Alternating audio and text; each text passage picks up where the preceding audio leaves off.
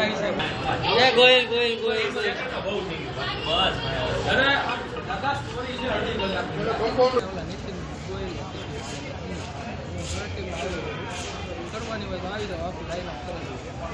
तलाजा तालुका के छोटे से गांव गोरखी से बिलोंग करता हूँ।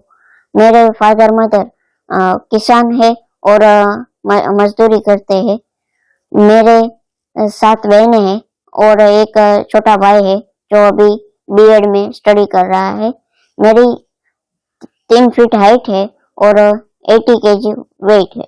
जी, जब मैंने 12th साइंस का पास किया नीलकंठ विद्यापीठ तलाजा से और एमबीबीएस में एडमिशन लेने के लिए नीट की एग्जाम क्लियर की और एमबीबीएस में एडमिशन लेने के लिए फॉर्म फिलअप किया तो MCA committee medical council of India उसकी कमेटी द्वारा मुझे रिजेक्ट किया गया कि आपकी 3 फीट हाइट है इसलिए आप इमरजेंसी केस हैंडल नहीं कर सकते, तो उसने मुझे रिजेक्ट कर दिया।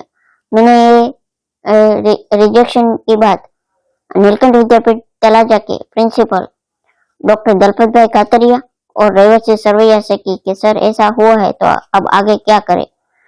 तो उन्होंने भावनगर के कलेक्टर हर्षद भाई पटेल और गुजरात शिक्षण मंत्री भूपेंद्र सिंह चुड़ासमा उनसे मीटिंग की और उनसे बात की कि अब क्या कर सकते हैं। तो हमारे भावनगर के कलेक्टर के मार्गदर्शन के साथ उन्होंने डिसाइड किया कि हम गुजरात हाईकोर्ट में केस दाखिल करेंगे। फिर उन्होंने गुजरात हाईकोर्ट में केस दाखिल किया। हमारे साथ दूसरे 2 और कैंडिडेट शामिल हुए। हमारे साथ दूसरे 2 कैंडिडेट इस केस में शामिल हुए। एक शेख मुस्कान जो बड़ौदा से थी और दूसरी हिना मावसिया जो राजकोट से थी। हम तीनों ने गुजरात हाईकोर्ट में केस दाखिल किया। गुजरात हाईकोर्ट में 2 महीने के बाद हम केस हार गए। तब बहुत उदास रहा और पर दलपत भाई और रेवत सिंह ने ये डिसाइड किया था हम हाईकोर्ट में केस हार गए तो क्या हुआ, हम सुप्रीम कोर्ट में केस दाखिल करेंगे।